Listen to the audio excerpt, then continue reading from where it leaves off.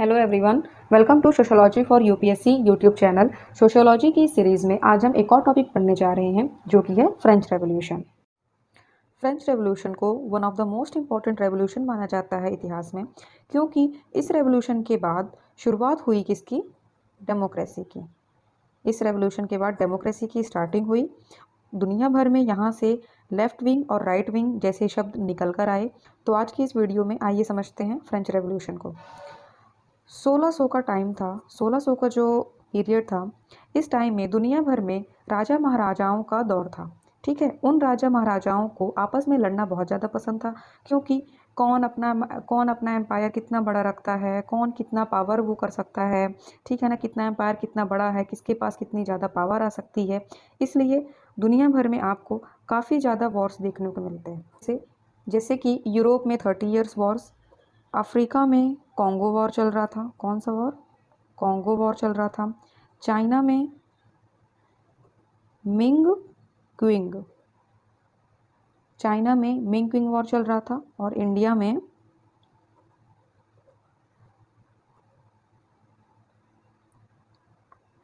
में मुगल मराठा वॉर चल रहा था। ठीक है, लेकिन इन सब राजाओं के पीछे जो कॉमन मैन था, ठीक है, इन सब राजाओं के पीछे जो कॉमन मैन था, जो आम आदमी था, वो उसका क्या हाल था?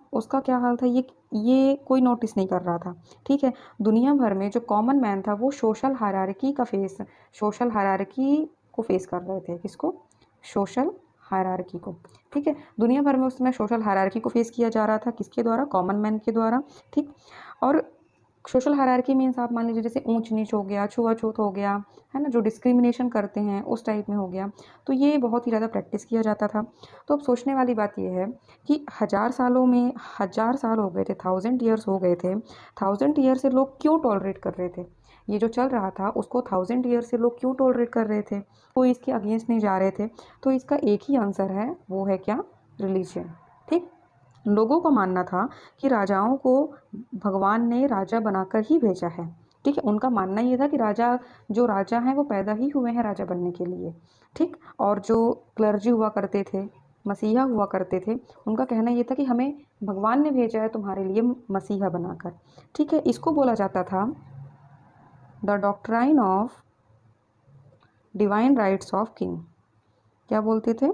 The doctrine of divine rights of Kings. ठीक है, तो ये था थोड़ा सा बैकग्राउंड किसके बारे में? फ्रेंच रेवोल्यूशन के बारे में। तो एक बार चलिए ओवरव्यू कर लेते हैं। तो जो फ्रेंच रेवोल्यूशन था ये बहुत ही इंपॉर्टेंट है, ये बहुत ही इंपॉर्टेंट रेवोल्यूशन है हमारे इतिहास में। फ्रेंच रेवोल्यूशन की वजह से ही डेमोक्रेसी आई दुनिया भर में, लेफ्ट विंग और राइट विंग जैसे शब्द निकल कर आए। 1600 का जो टाइम था उसमें बहुत सारे वॉर्स चल रहे थे, जैसे कि यूरोप में 30 ईयर्स वॉर चल रहा था, अफ्रीका में कॉन्गो वॉर चल रहा था, चाइना में मिंग क्विंग वॉर चल रहा था, और इंडिया में मुगल मराठा वॉर चल रहा था। बट क्वेश्चन ये था कि ये सारे वॉर्स तो जो राजा महाराजा थे उनके बीच हुआ करते थे। जो कॉमनर्स थे, जो कॉमनर्स थे उनका क्या हाल था? उनकी क्या सिचुएशन थी हमारी सोसाइटी में? तो उसके लिए ये कह सकते हैं कि जो सोशल हायरार्की था उसमें बहुत ही ज़्यादा ऊंच नीच फेस करनी पड़ती थी। किसको? कॉमनर्स को। तो क्वेश्चन ये उठता है कि 1000 ईयर्स हो गए, 1000 साल हो गए, किसी ने क्वेश्चन नहीं किया, तो क्यों कोई इसके अगेंस्ट नहीं था? क्यों लोग इतना ज़्यादा टॉलरेट कर रहे थे, है ना? तो इसका सिर्फ एक ही आंसर है, क्या? रिलीजन। ठीक है, और हमने देखा कि what is the doctrine of divine rights of Kings. तो आज के लेक्चर में अब हम इस वीडियो में आगे डिटेल में पढ़ेंगे कि फ्रेंच रेवोल्यूशन था क्या। ठीक है, तो जैसा कि मैंने बताया कि जो सोशल हायरार्की थी वो डिवाइड थी स्टेट में। किसमें? स्टेट में। तो ये थे फर्स्ट स्टेट, ये सेकंड स्टेट, ये थर्ड स्टेट। ये चल रहा था कहाँ? फ्रांस में। सेम ऐसे ही अपने इंडिया में भी था। इंडिया में आप देख सकते हो ब्राह्मण, क्षत्रिय, वैश्य, शूद्र, दलित। ठीक है, तो ये सब हमारे इंडियन उसमें आ गया। ये पूरा फ्रांस का था, ये हमारे इंडियन का था। है तो दोनों जगह सोशल हायरार्की ही। तो ये कंट्री टू कंट्री वेरी करती थी। ठीक है, तो फ्रेंच रेवोल्यूशन का जो टाइम पीरियड था वो था 1789 से 1900 के बीच का। It was divided in 3 states. First is clergy, जिसकी पॉपुलेशन 0.5% से भी कम थी। सेकंड इज नोबिलिटी, जिसकी पॉपुलेशन 2% से भी कम थी। And the last is commoners, जो कि 97% प्लस पॉपुलेशन के थे। ठीक है, इनकी पॉपुलेशन सबसे ज़्यादा थी। ठीक है, above the 3 states monarch at the time of French revolution के टाइम पे जो मोनार्क थे वो थे लुइस सिक्स, जो कि बिलोंग करते थे बर्बन डायनेस्टी को। ठीक है, कॉमनर्स इंक्रीज हुए क्योंकि टैक्सेशन इंक्रीज हुआ। ठीक French was providing finance to American revolutionary who were trying to overthrow the British. America और ब्रिटिश के बीच में वॉर चल रही थी जिसमें फ्रेंच ने अमेरिका की हेल्प की, उसने उसको फंड किया और उसको फंड करने के लिए फ्रेंच ने अपने अपने ही कंट्री में उसने टैक्स इंक्रीज़ कर दिया। जब उसने टैक्स इंक्रीज़ कर दिया तो इसकी वजह से जो कॉमनर्स थे उनकी जो परचेसिंग पावर है वो सिग्निफिकेंटली डिक्रीज़ हो गई, जिसकी वजह से जो उनकी इसेंशियल कमोडिटीज़ थी उसमें भी क्या आ गया, शॉर्टेज आ गया। ठीक है, तो in order to fund American revolution wars the monarchy imposed heavier taxes, and because of which the purchasing power of the commoner significantly decreased. There was decrease of essential commodities, जो उनकी essential commodities थी उसमें भी shortage आ गया। ठीक है, clergy है seen as church, जो क्लर्जी था उसको एज अ चर्च सीन किया जाता था, including power of taxation. French society was largely feudal जो लैंडलॉर्ड्स थे, जो फ्रेंच सोसाइटी थी उसमें जो मेनली थे वो कौन थे, लैंडलॉर्ड्स थे। ये आपने टर्म सुना होगा बुर्जुआसी। ठीक है, बुर्जुआसी कौन होते थे, they were rising middle class of businessman through their own efforts. एक आपने देखा होगा मिडिल क्लास होते हैं, एक अपर क्लास होते हैं, उनके बीच में जो क्लास आती है उसे हम कहते हैं क्या, बुर्जुआसी। दे वर राइजिंग मिडिल क्लास। ठीक है, French revolution was brought by commoners. ये लाइन आप याद रखिएगा कि फ्रेंच रेवोल्यूशन कॉमनर्स के द्वारा लाया गया था। French revolution gave egalitarian ideology. ठीक है, ये मैंने कुछ देर पहले समझाया आपको कि जो फर्स्ट स्टेट था वो कौन थे, क्लर्जी थे, people who worked in the church. जो सेकंड स्टेट थे वो कौन थे, नोबिलिटी थे, मतलब जो राजा महाराजा रानी ये सब जो हुआ करते थे। थर्ड स्टेट में कौन आ गए, सभी आ गए, ये जो लॉयर्स थे, डॉक्टर्स थे, जो पीजेंट्स थे में उस समय एग्रीकल्चर के जो एग्रीकल्चरल वर्कर्स थे उनकी जो पॉपुलेशन थी बहुत ही ज़्यादा थी। तो जो पीजेंट्स हो गए, मर्चेंट्स हो गए, businessman, craftsman, shopkeeper, soldiers, doctors, ये सब किस में आ गए, ये एवरीवन एल्स में आ गए। तो ये थे तीन। तो अब हम देखते हैं causes of French revolution. French revolution के कॉजेज क्या क्या थे। तो फर्स्ट कॉज है पॉलिटिकल कॉज। पॉलिटिकल कॉज में फर्स्ट है एब्सोल्यूट मोनार्की। एब्सोल्यूट मोनार्की मतलब पूर्णतः राजाशाही, मतलब कि जो राजा बोलेगा वही प्रजा करेगी, जो मोनार्कियल सिस्टम था मीन्स राजाशाही। ठीक है, सेकंड है नो सेपरेशन ऑफ पावर। अब जब पूरी मोनार्की ही थी तो सेपरेशन ऑफ पावर का तो कोई सवाल ही नहीं उठता, क्योंकि जो भी करना होगा राजा अपने अकॉर्डिंग ही करेगा, है ना। तो फ्रेंच रेवोल्यूशन का एक कॉज था क्या, पॉलिटिकल कॉज। सेकंड है इकोनॉमिक कॉज। इकोनॉमिक कॉज में यह आ जाता है ग्रोइंग गवर्नमेंट डेट, मतलब कि पहले तो खुद उनके पास, मतलब कि जैसे फ्रेंच जो फ्रांस के जो पीपल थे, जो फ्रेंच थी, फ्रेंच गवर्नमेंट ने अमेरिकन गवर्नमेंट को हेल्प करने के लिए अपने ही कंट्री में उन्होंने टैक्स इंक्रीज कर दिया। जब उन्होंने टैक्स इंक्रीज कर दिया तो जो कॉमनर्स की जो परचेसिंग पावर थी वो बहुत ही ज़्यादा कम हो गई, वो डिक्रीज हो गई, और जिसकी वजह से जो गवर्नमेंट थी वो डेट में चली गई। ठीक है, बहुत ही कॉस्टली वॉर्स लड़ते थे।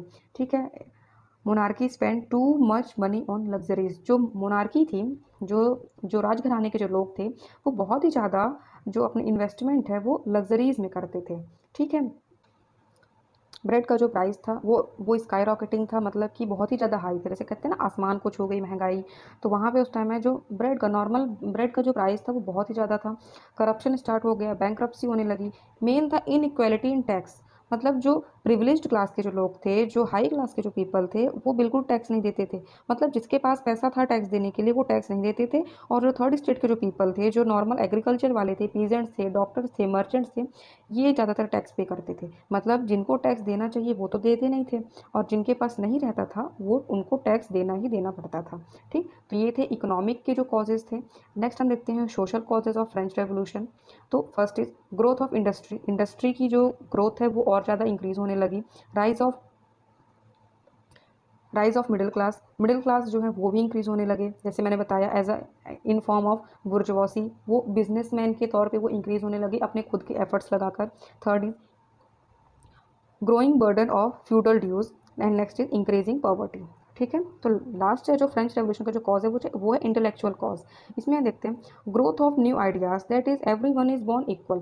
फ्रेंच रेवोल्यूशन स्टार्ट हुआ 1780s के टाइम में, एंड 1600 के टाइम में लोगों की ये थिंकिंग थी कि जो राजा है वो पैदा ही हुआ है राजा बनने के लिए। ठीक है, ये जो क्लर्जी हुआ करते थे तो ये मसीहा बनकर ही आए हैं, और जो मतलब कि कॉमनर्स हैं उनको जो राजा या फिर ये जो मसीहा लोग थे जो जो वो बोलेंगे या फिर जैसा वो कह देंगे वैसा इनको करना पड़ता था। ठीक, बट धीरे धीरे इनको रियलाइज़ हुआ कि every one is born equal, सभी इक्वल ही बॉर्न हुए हैं। तो ये एक इंटेलेक्चुअल कॉज था जिसमें इनको समझ में आया ग्रोथ ऑफ न्यू आइडियाज़ का ग्रोथ होने लगा, जैसे कि every one is born equal. Second is the influence of America. Okay, third is enlightenment philosophers question the divine rights of monarch. जो एनलाइटनमेंट फिलोसफर्स थे उन्होंने डिवाइन राइट्स ऑफ मोनार्क को क्या किया, क्वेश्चन किया।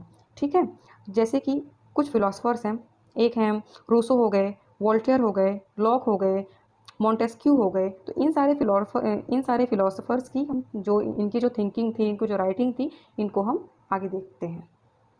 तो सबसे पहले हम देखते हैं वोल्टेयर के लिए, जिनका टाइम पीरियड था 1694 से 1778 तक। Was an French philosopher advocated religious toleration and freedom of speech. He criticised both Catholic and Protestants as they both looted people. इन दोनों ने क्या किया था, पीपल को लूटा था, इसलिए इन्होंने क्या किया, इन्होंने इन दोनों को क्रिटिसाइज किया। ठीक है, religion never tells us to live life of luxury but to live according to needs. धर्म हमें कभी नहीं सिखाता है कि हमें लग्जरी की लाइफ हमें जीनी है, बट अब हमें जो हमारी ज़िंदगी है वो हमें ज़रूरतों के अकॉर्डिंग जीनी चाहिए, ऐसा हमें धर्म कहता है। He said priests are injecting fear of God in humans. उनका कहना ये था कि जो प्रीस्ट हुआ करते थे, ये ह्यूमन्स में गॉड का जो फियर है वो इंजेक्ट करते थे। Okay, priest used God as tool to exploit commoners. उनका कहना ये था, वोल्टेयर का कहना ये था कि जो प्रीस्ट थे वो गॉड को एज अ टूल यूज़ करते थे टू एक्सप्लॉइट कॉमनर्स। उनकी एक लाइन ये भी थी, democracy without freedom is ruthless. जो डेमोक्रेसी है वो विदाउट फ्रीडम क्या है, रूथलेस है। Secularism was appreciated. वोल्टेयर ने कहा, if there will be no God priestly, मतलब अगर कोई भी भगवान ना हो तो जो प्रीस्टली क्लास होगी वो खुद ही एक भगवान बना लेंगे। क्यों, कॉमन मैन को सरेंडर करने के लिए। Okay, Voltaire said if there will be no God priestly class will make one to surrender common man to them. Okay, true religion teaches humanism and freedom, false religion teaches to follow rituals and false practices. Okay, Voltaire was not against God. जो Voltaire थे वो God के against नहीं थे and true religion के against भी नहीं थे। फॉल्स रिलीजन हमें क्या बताता है, monarch are child of God. जो फॉल्स रिलीजन है वो हमें ये कहता है कि जो राजा हैं, जो राजघराने के लोग हैं, वही बस जो है गॉड के चाइल्ड हैं। बट जो ट्रू रिलीजन है वो कहता है कि every one are child of God. Okay, inequality in society prevails due to absence of freedom of speech and expressions. Freedom is good but in a limited way. Freedom जो है वो अच्छी है but in a limited way will make healthy society. if it is provided in limited way then it will make healthy society. In democracy strong opposition makes the parliament mechanism productive. उनका कहना ये था एक strong opposition party तो होनी चाहिए जिसकी वजह से जो हमारा पार्लियामेंट है उसका जो मैकेनिज्म है वो और उसकी जो प्रोडक्टिविटी है वो इंक्रीज हो जाती है। Voltaire gave idea of democracy. Voltaire ने आइडिया दिया था डेमोक्रेसी का। True foundation was, first is founding of egalitarian society, second is no hierarchy people control, third is make law and order ourselves. Next हम देखते हैं Montesquieu के बारे में। उनकी क्या राइटिंग थी, उनकी क्या थिंकिंग्स थी, ये हम देखते हैं। In his book the spirit of law held that there should not be concentration of authority such as executive, legislative and judicial at one place. उनका कहना ये था कि कंसंट्रेशन नहीं होना चाहिए अथॉरिटी का, मीन्स सारी पावर्स एक ही जगह नहीं होना चाहिए, डिसेंट्रलाइजेशन ऑफ पावर होना चाहिए। Okay, if power is concentrated in hands of one person, अगर पावर कंसंट्रेट कर दी जाए एक ही इंसान के हाथ में तो क्या होने लगेगा, तानाशाही होने लगेगी। मतलब जो राजा बोलेगा वही लॉ बन जाएगा, what he speaks becomes law. जैसा कि लुइस फोर कहते थे, आई एम स्टेट। वो उनका कहना ही था कि वो वही स्टेट है। ठीक है, तो absolute power makes a person tyrant, मतलब तानाशाह। जो एब्सोल्यूट पावर है वो एक आदमी को तानाशाह बनाती है, डिक्टेटर बना देती है।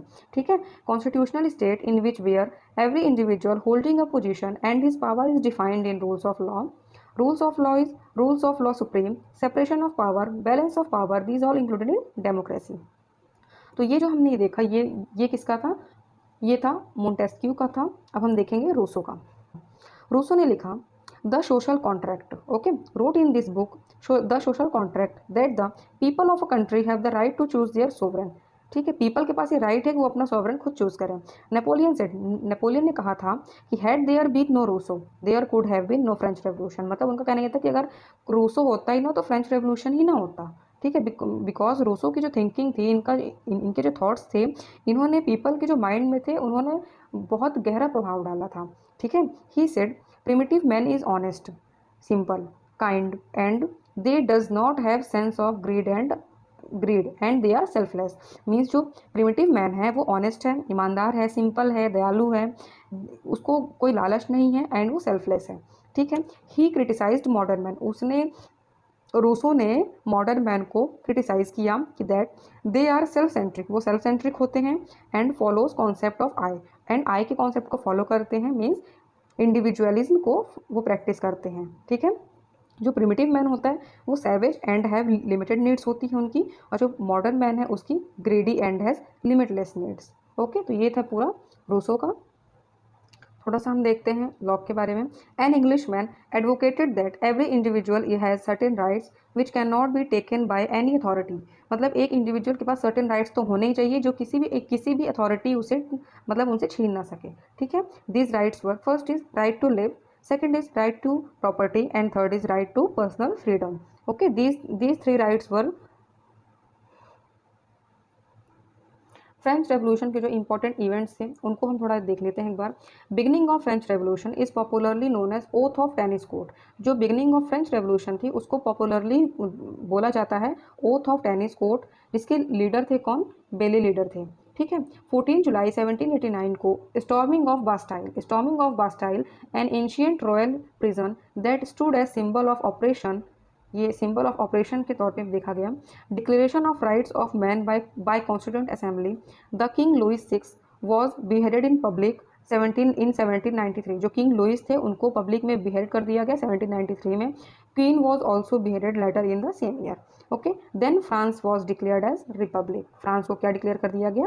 रिपब्लिक डिक्लेयर कर दिया गया। French revolution gave victory to commoners, they called religion must go. French revolution ने विक्ट्री दी किसको? कॉमनर्स को, और कॉमनर्स ने कहा religion must go. They converted churches into schools, colleges, priestly class was eliminated, people refused to accept slavery exploitation, and rules of law became prominent. Okay. अब हम last में देखते हैं कॉन्सिक्वेंसेस ऑफ फ्रेंच रेवोल्यूशन। ठीक है। तो first था monarchy was abolished, जो राजाशाही थी वो अबॉलिश कर दी गई, एंड फ्रांस को रिपब्लिक डिक्लेयर कर दिया गया। Monarchy is based on principle, जो मोनार्की है वो मेनली बेस्ड होती है किस प्रिंसिपल में? रेक्सलेस, मतलब किंग इज लॉ, राजा ही कानून है, जो राजा बोलेगा वही किया जाएगा। But republic means lex rex, means law is king, मतलब जो कानून है वही राजा है, मतलब मेनली कानून को ही फॉलो किया जाएगा। ठीक है। तो ये मीनिंग होता है किसका? लेक्स रेक्स का मीनिंग क्या है? Law is king. Privileges and powers of feudal lords and feudalism was also abolished. जो ये फ्यूडल लॉर्ड्स थे, जो लैंड लॉर्ड्स थे, इनकी जो प्रिविलेजेस एंड पावर्स थी इसको भी एबॉलिश कर दिया गया। The anonymous power vested with church were also now transfer to secular state. Means जो एनोनिमस पावर थी चर्च की, अब उसको ट्रांसफर कर दिया गया किसमें? सेकुलर स्टेट में, means where all religions are equal. Rise of democracy, democracy का राइज हुआ किसके साथ? लिबर्टी, इक्वलिटी एंड फ्रेटर्निटी के साथ। Okay. Democracy started in France, spread to Europe, got institutionalized in America, then became property of globe. Okay. Liberty, equality, fraternity, these all are gift of French Revolution to modern society. This is an important line, you can note it down, that liberty, equality, fraternity, these three are gift of French Revolution to modern society. Literally modernity starts with French revolution. कल हमने थोड़ा सा देखा था, जब हम देख रहे थे रेनेसा, तो हमने देखा था थोड़ा सा मॉडर्निटी के बारे में, जिसका मीनिंग था थिंकिंग न्यू, थिंकिंग डिफरेंट। ठीक है। तो literally modernity starts with French revolution. French revolution gave political and institutional transformation. Okay, and sociology came as reaction. After French revolution sociology came as reaction. तो आज हमने देखा पूरा French revolution के बारे में, उसके कॉजेज़ क्या थे, जो फिलोसोफर्स थे उनकी क्या थिंकिंग थी फ्रेंच रेवोल्यूशन को लेकर, और जो इसके जो कॉन्सिक्वेंसेस थे। ठीक है। तो आप ये पूरा रिवाइज कर लीजिएगा, and please like, share and subscribe, and thank you for watching the lecture.